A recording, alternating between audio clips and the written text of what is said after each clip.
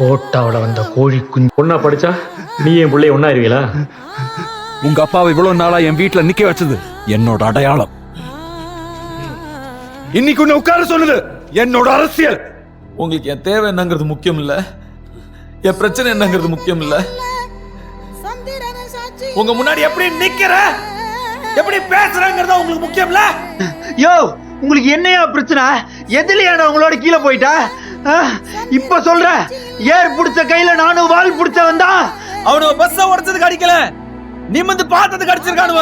ஆயசுக்கும் நிமிந்து பார்க்காம வாழ்ந்துருவீங்களா?